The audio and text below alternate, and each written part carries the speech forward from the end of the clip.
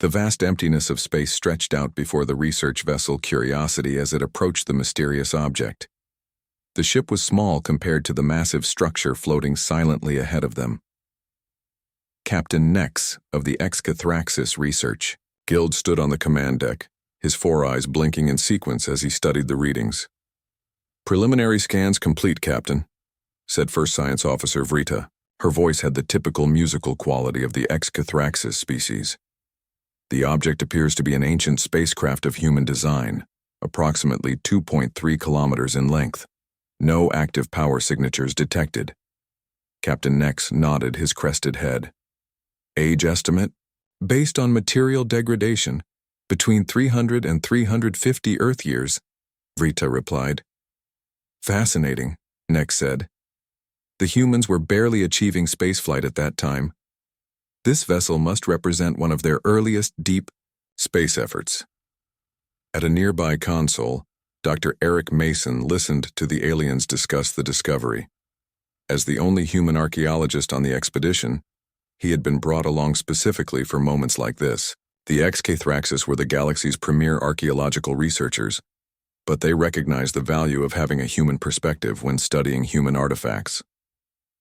"Captain, if I may," Eric said, standing up from his station. At 34, he was considered young for a xenoarchaeologist, but his expertise in pre-collapse human technology had earned him this position. "Human historical records from that period are incomplete due to the data losses during the collapse, but we had nothing capable of this scale 3 centuries ago. At least nothing in the public record." Next turned to Eric, his skin shifting to a curious blue shade. "Your input is welcome, Dr. Mason. Perhaps this represents a classified military project. Your species has always been secretive about such matters." "Possibly," Eric admitted, "but this is beyond anything in even our classified historical archives that I've studied." The captain gestured toward the view screen. "Well, we shall soon discover its secrets. Prepare a boarding team." 6 hours later, Eric floated through the dark corridors of the massive ship alongside 5 Excathraxis researchers. Their environmental suits were equipped with powerful lights that cut through the darkness, revealing corridors that had remained untouched for centuries. "The preservation is remarkable," said Zakalor, the team's materials expert. "No significant micrometeorite damage to internal structures. Hull integrity at nearly 87% despite its age." Eric ran his gloved hand along a wall. Despite the thick material of his suit, he could feel something strange, a vibration so faint it might have been his imagination. "The design doesn't match any known human vessel from historical records," he said. The team continued deeper into the ship, documenting everything with their scanning devices. The corridors were wide, clearly designed for human proportions rather than the taller, thinner Excathraxis. They passed what appeared to be crew quarters, storage areas, and technical stations, all preserved as if the crew had simply stepped away moments ago. "This doesn't make sense," Eric said as they entered a larger chamber that appeared to be some kind of mess hall. "There's no dust accumulation, no evidence of entropy. Even in the vacuum of space, 300 years should show more degradation." "Perhaps the hull materials have properties we do not yet understand," suggested Vrita, who had joined the boarding party. Human metallurgy of that era was primitive but occasionally innovative. Eric frowned behind his helmet visor but said nothing. The Excathraxis, for all their scientific brilliance, had a tendency to underestimate human technological achievements. It was not malicious, merely a cultural blind spot born from their linear view of technological progression. After several more hours of exploration, they reached what appeared to be the command center of the vessel. Unlike the other areas they had explored, this room showed signs of an emergency shutdown. Displays were frozen mid-update, and control panels were locked in position. "This suggests the crew abandoned ship during some crisis," said Zakalor, examining a row of darkened consoles. Eric moved toward what was clearly the captain's station. A nameplate was fixed to the chair, but years of exposure had made it unreadable. As he leaned closer to examine it, his suit's light caught something unexpected, a small blinking red indicator light on the main console. "I found something," he called to the others. "There's still power here, minimal but active.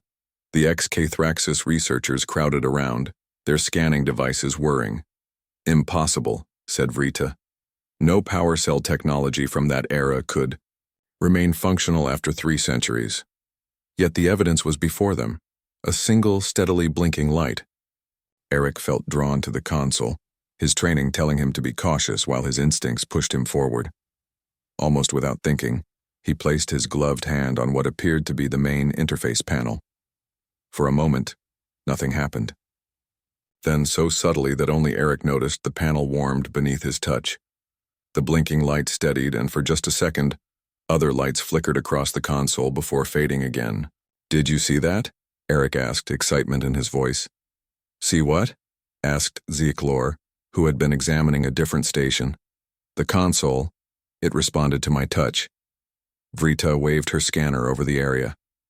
"I detect no change in power signatures.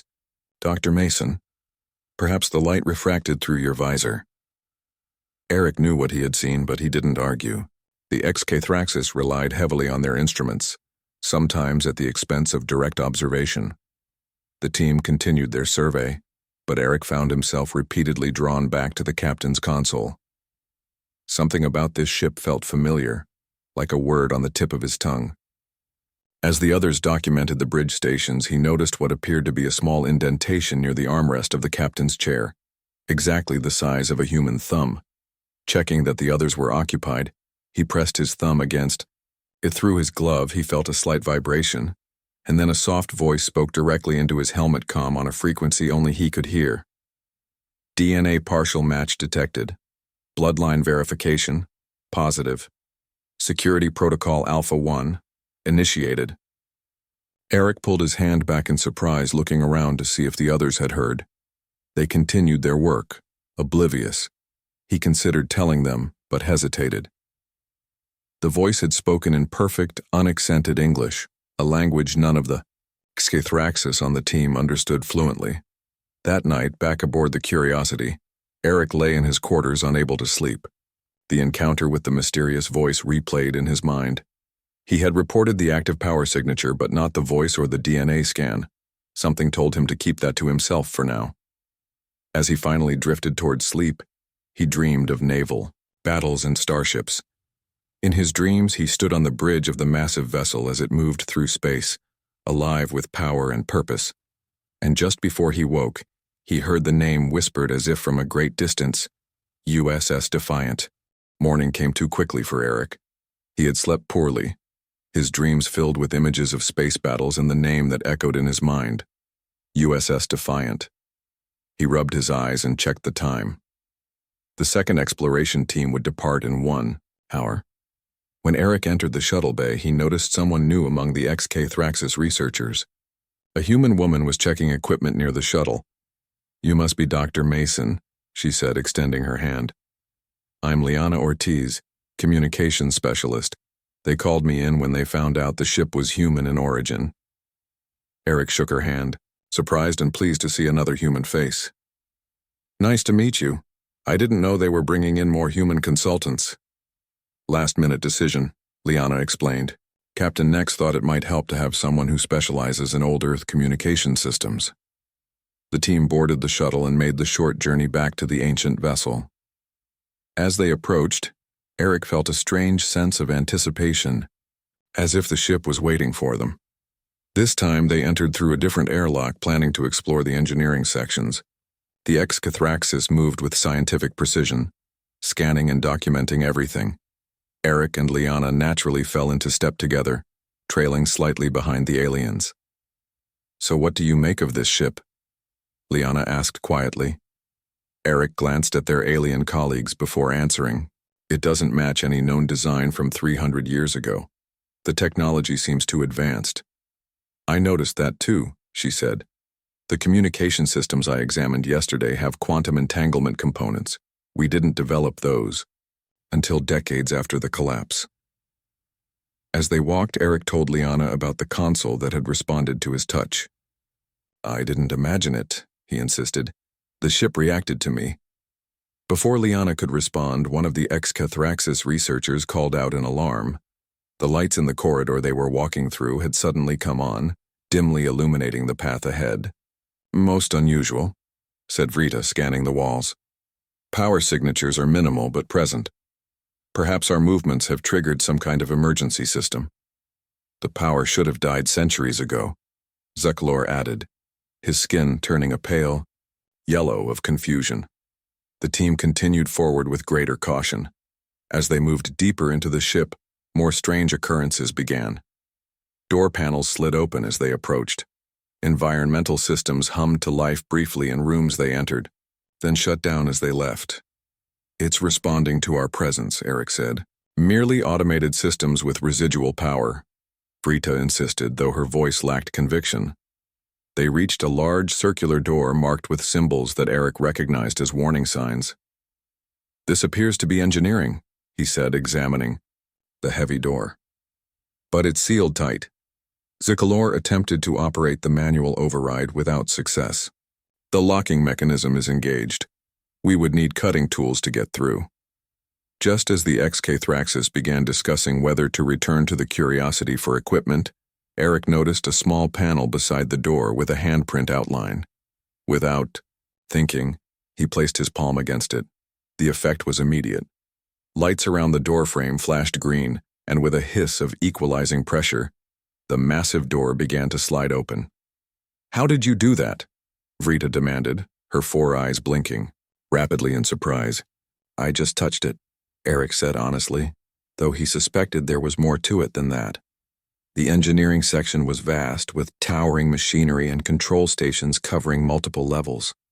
Unlike the rest of the ship, this area showed signs of hasty abandonment, tools left on consoles, diagnostic screens frozen mid-analysis. "The main reactor should be in the center," Liana said, pointing to a circular chamber surrounded by thick shielding. As the team approached the reactor chamber, Vrita's scanner began emitting a high-pitched alert. "Energy readings are increasing," she said with alarm. "Something is activating."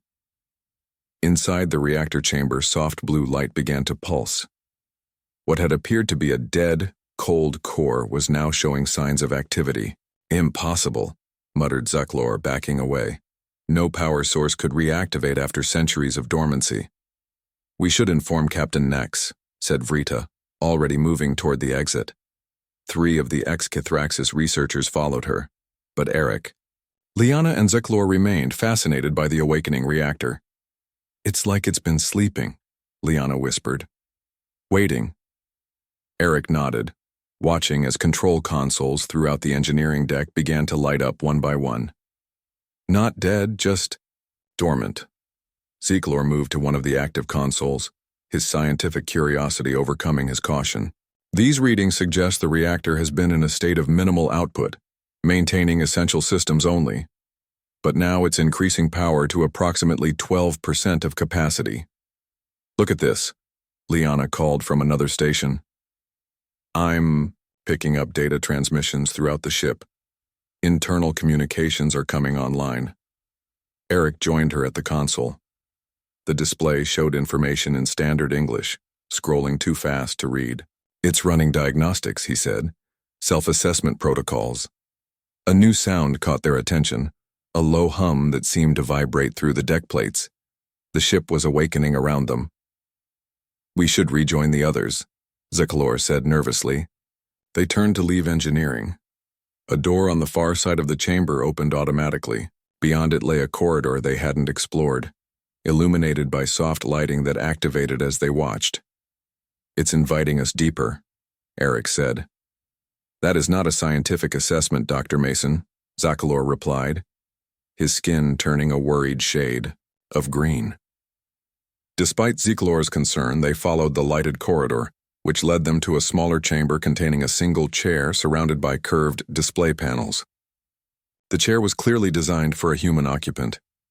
"This looks like a neural interface station," Liana said quietly. "Advanced even by current standards." Eric approached the chair slowly. Something about it called to him, like a forgotten memory trying to surface.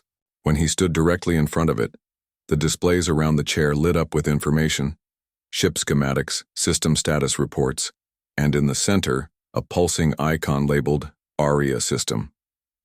"What's ARIA?" he asked aloud. not expecting an answer. 2. His shock, a soft female voice responded from hidden speakers. Advanced Recursive Intelligence Algorithm. Ship's primary artificial intelligence and command system. Zekalor jumped backward in alarm. It spoke. Yes, the voice confirmed. I am operational, though at limited capacity. Query. Are you authorized personnel? Eric exchanged glances with Liana before answering. My name is Dr. Eric Mason. I'm an archaeologist specializing in human technology. There was a pause before the voice responded. Partial DNA match detected with Commander Jason Mason, Executive Officer, USS Defiant. Bloodline verification confirms relation. Emergency protocols authorize temporary limited access.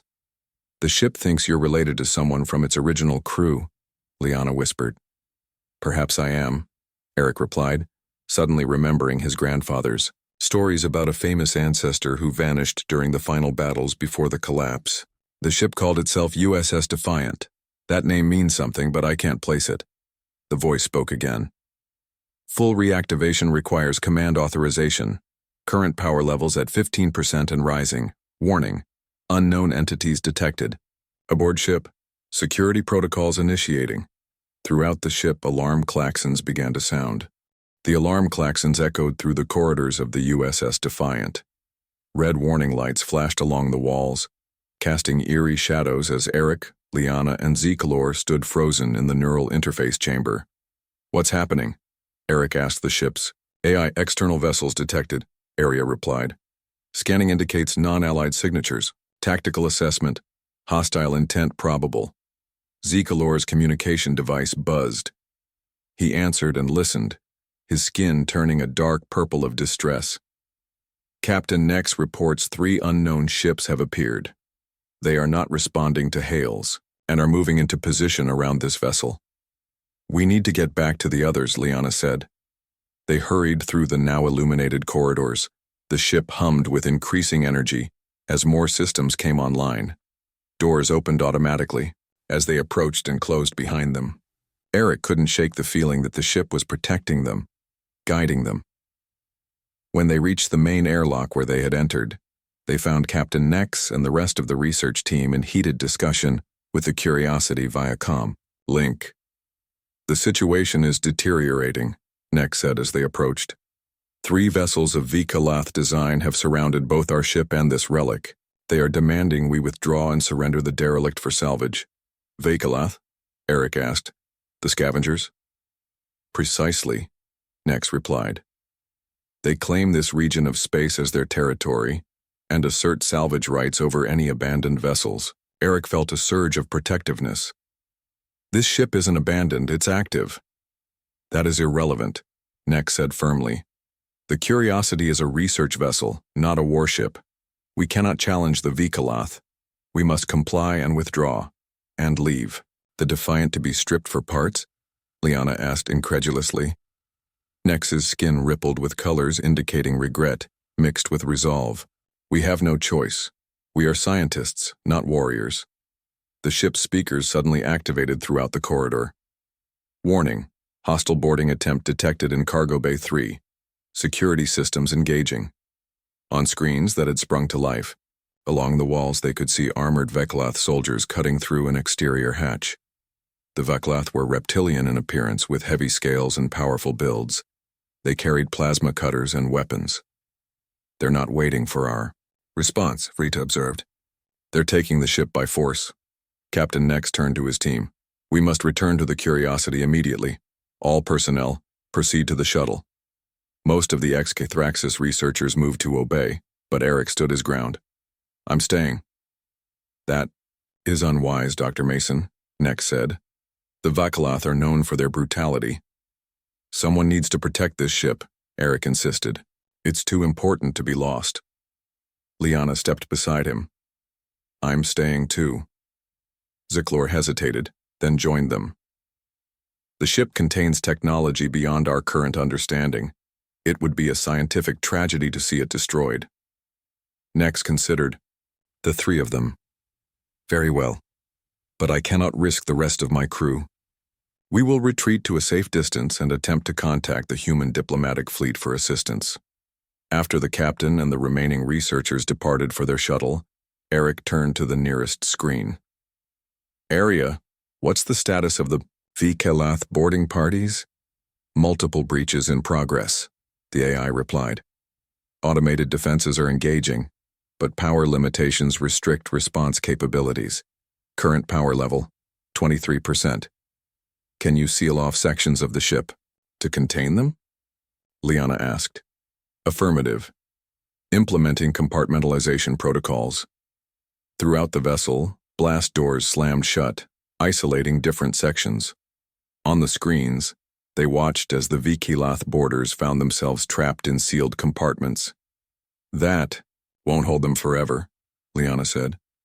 They have cutting equipment. We need a plan, Eric agreed. Arya, is there a way to accelerate the ship's power restoration? Full power restoration requires command authorization, the AI repeated. Emergency protocols currently allow limited function only. Eric thought of the neural interface chair they had discovered. What about the neural interface? Could that allow command authorization? The command neural interface would permit full access to ship systems for authorized personnel. Eric made his decision. Take us back to that interface. Room. They moved quickly through the ship, guided by lights that brightened along their path. Behind them, they could hear distant thumps and screeches of metal as the Vikalath worked to break through the sealed doors. When they reached the neural interface chamber, Eric approached the chair with determination. Are you sure about this? Liana asked. Neural interfaces can be dangerous. We don't have much choice, Eric replied. If the Vikalath take this ship, all its technology and history will be lost. The technology is unlike anything I've ever seen, Ziklor added, examining the interface with his scanner. It appears to create a direct connection between the human brain and the ship's systems. Eric sat in the chair. Immediately, restraints gently secured his arms, and the curved display panels moved to surround him. Neural interface activated, Arya announced. Initiating DNA comparison and neural pattern analysis. Eric felt a tingling sensation at the base of his skull. Images flashed through his mind, star charts, weapons, schematics, battle formations. He saw Earth as it was before the collapse, gleaming cities and orbital installations. He felt the presence of the ship around him, like an extension of his own body. Genetic comparison complete. Arya's voice seemed to speak directly into his mind now. Subject confirmed as genetic descendant of Commander Jason Mason, Executive Officer. Emergency succession protocols activated. The sensations intensified. Eric saw memories that weren't his. Battles fought against overwhelming odds. A last, desperate stand and the final order given to the ship. Sleep until called home. With startling clarity, Eric understood. The Defiant wasn't just a ship. It was one of the last defenders of Earth during the collapse, sent away to preserve its advanced technology until humanity could reclaim it. Acting command authorization acknowledged, Arya announced. Power levels increasing. All systems coming online. Throughout the massive vessel, lights brightened to full intensity. The hum of power grew stronger. On the displays, they could see the Vikalath boarders looking around in confusion as the ship came fully to life around them. Power at 47% and rising, Arya reported. Weapons systems initializing, shield generators charging. Weapons, Liana exclaimed. This thing is armed. A holographic figure materialized in the center of the room, a woman in a naval uniform unlike any they had seen before. Her image was translucent but detailed. I am Arya's primary interface, the hologram said. The USS Defiant is a Phase 3 Defender-class battlecruiser, the last of its kind. With command succession now established, we are prepared to execute our primary directive, defend human interests and return to Earth. On the screens, they could see the 3 Vikalath ships moving into attack positions around the now active Defiant. Energy readings suggested they were charging weapons. We have multiple hostile vessels preparing to fire, the hologram reported, calmly. Tactical options are available, Acting Captain. Eric, still connected to the ship through the neural interface, felt the Defiant systems responding to his thoughts. Defensive options appeared in his mind like instinctive knowledge. "Shields to maximum," he ordered, the words feeling natural despite his lack of military training. "Prepare point defense systems but hold fire unless fired upon." He felt the powerful engines beginning to warm up after centuries of dormancy. The great ship, no longer a silent relic, was awakening to its full potential. Through the viewport they saw the Curiosity retreating to a safe distance. The Vikalath vessels, however, moved closer, their weapons hot. "They're preparing to fire," Liana said, watching the tactical display. Eric felt calm, connected to the ship and its history. Let them see what a human warship can really do. The first Vikalath ship fired.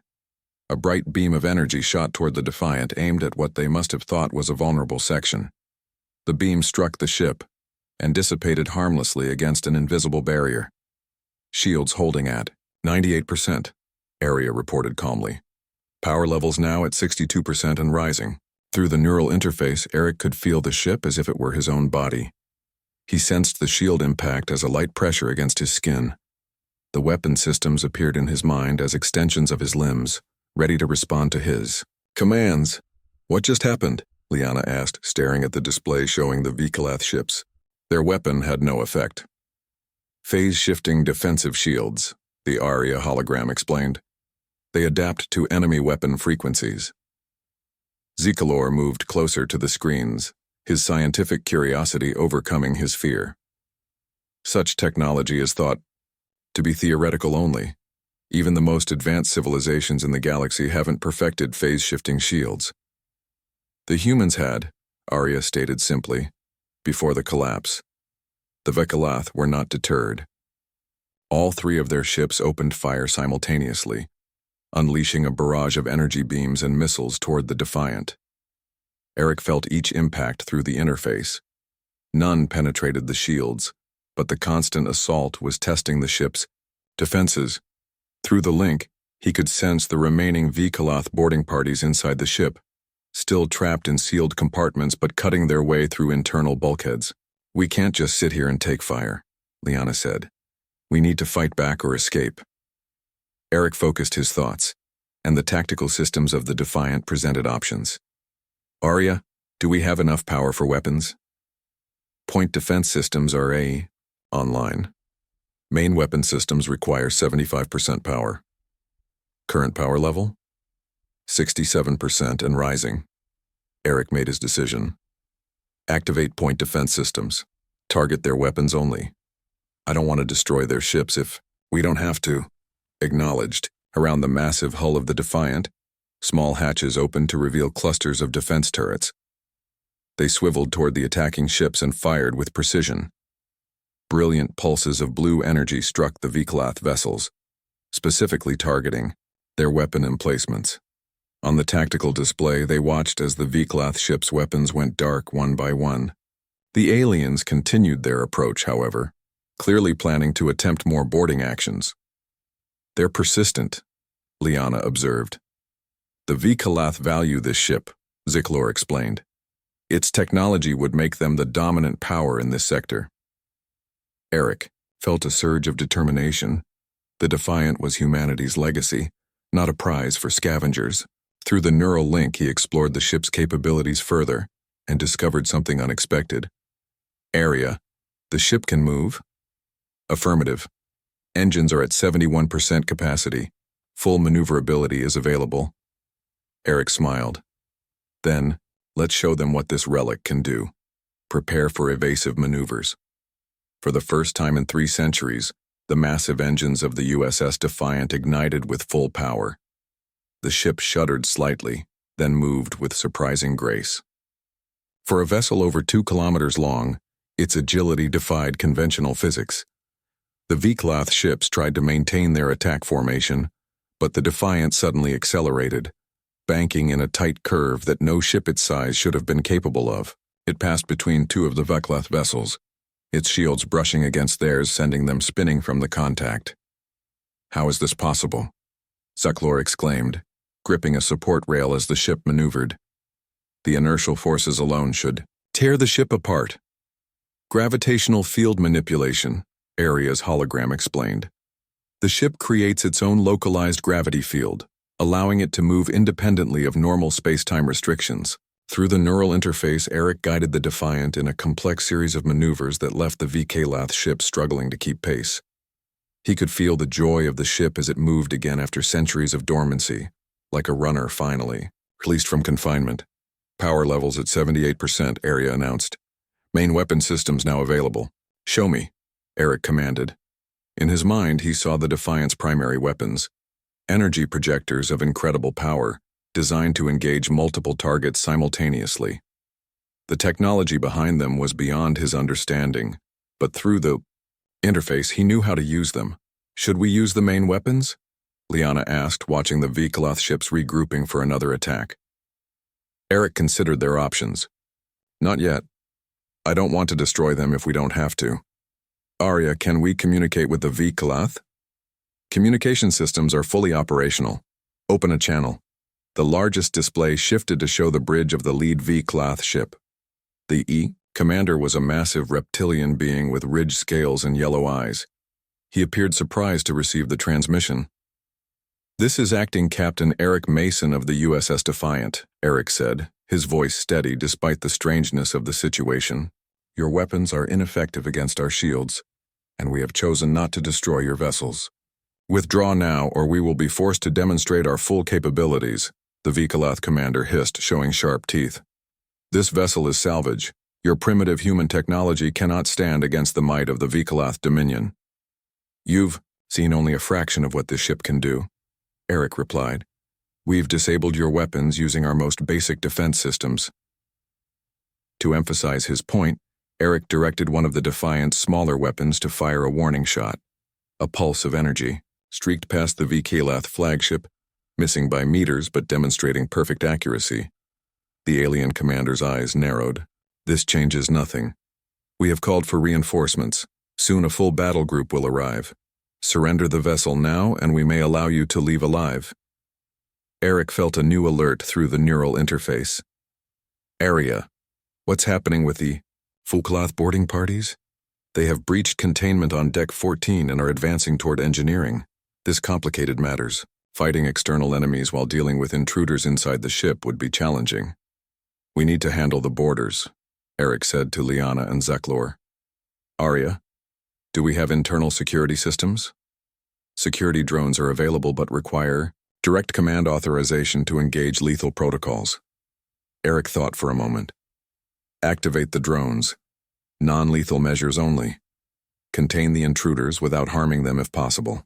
Throughout the ship, small compartments opened as security drones, spherical devices about half a meter in diameter, emerged and moved swiftly toward the locations of the VK-Lath borders. On the displays, they watched as the drones surrounded the intruders, emitting energy fields that immobilized the VK-Lath soldiers without injuring them. Power levels at 83%, Arya reported. All major systems now online. The VK-Lath commander's voice came through again. Your tactics will not save you. The Defiant will be ours.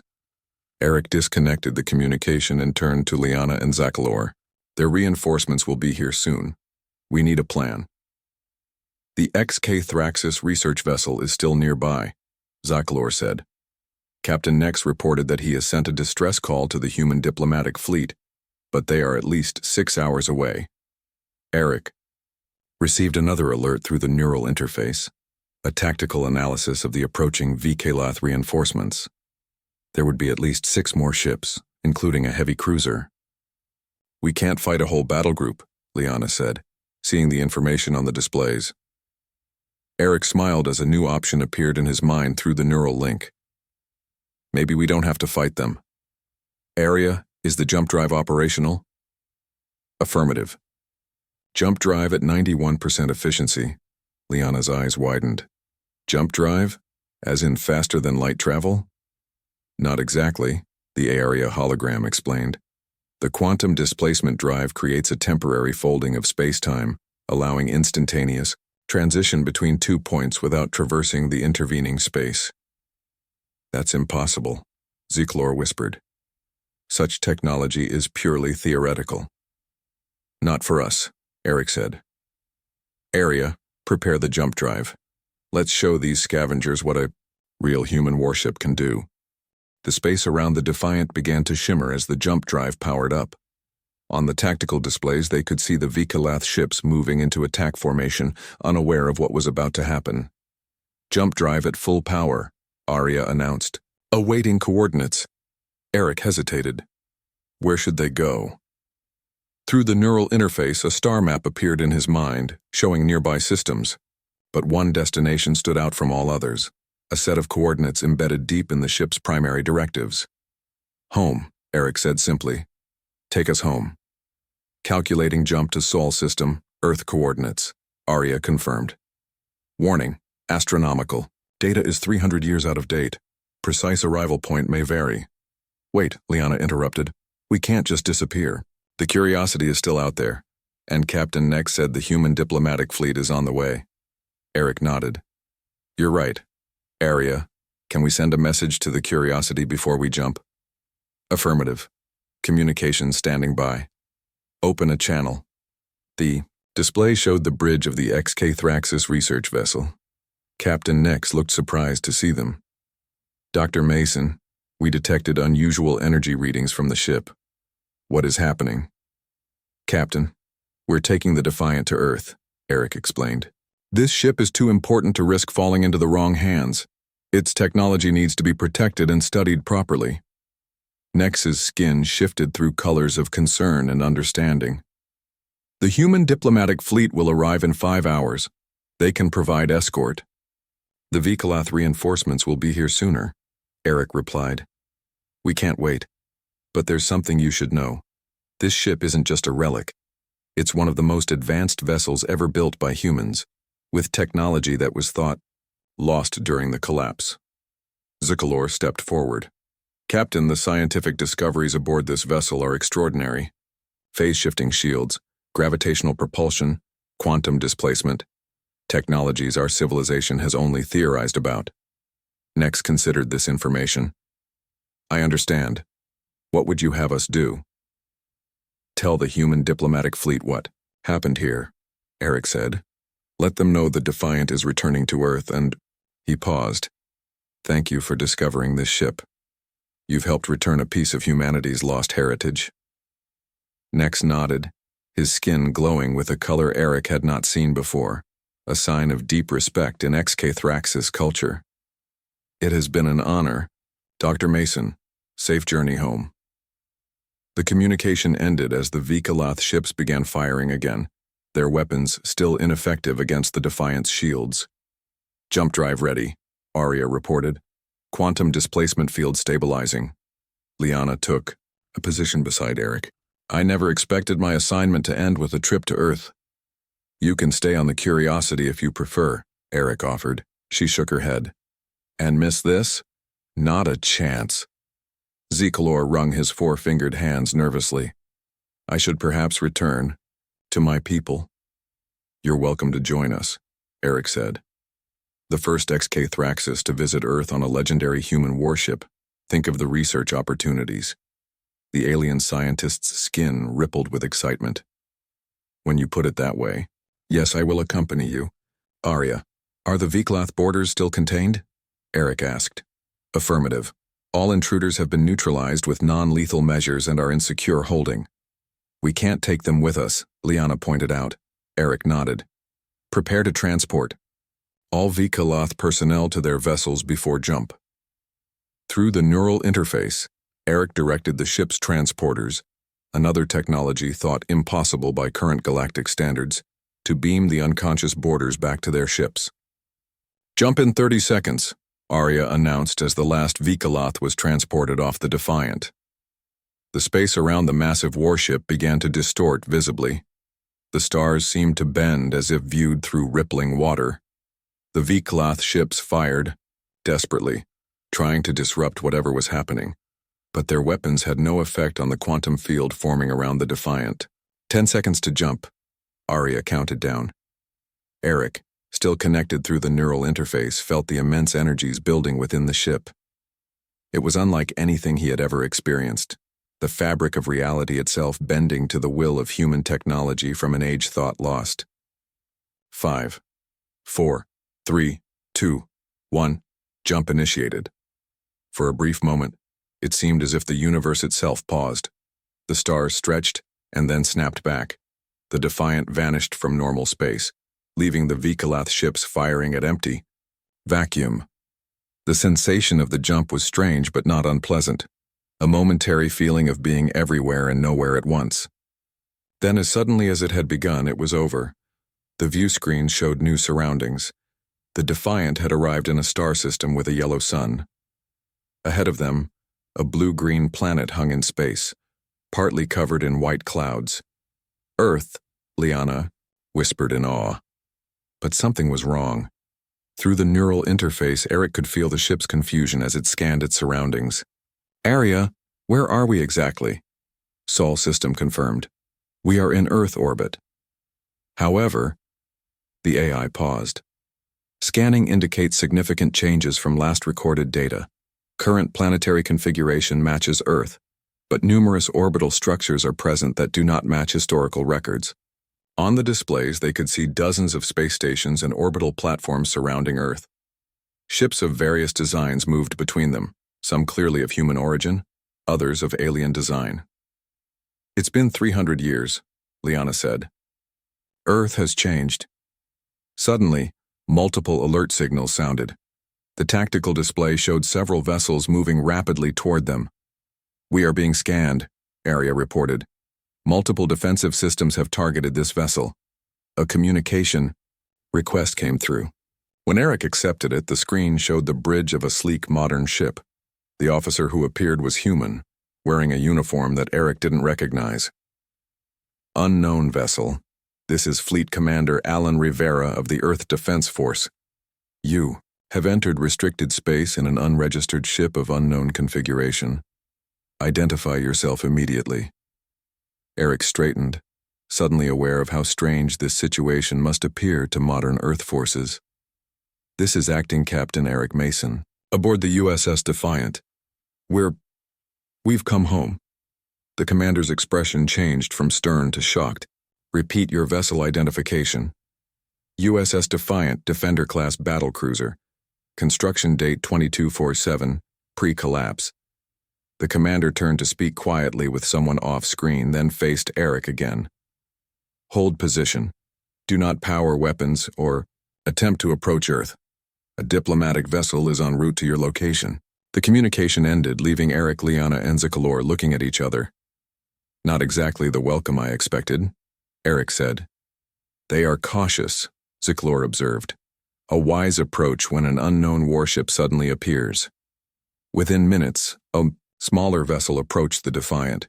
It moved into position nearby and another communication request came through.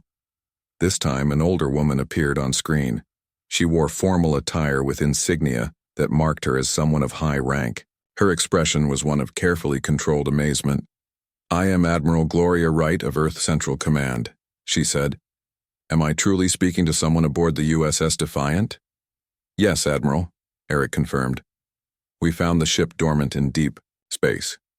It recognized me as a descendant of its executive officer and activated."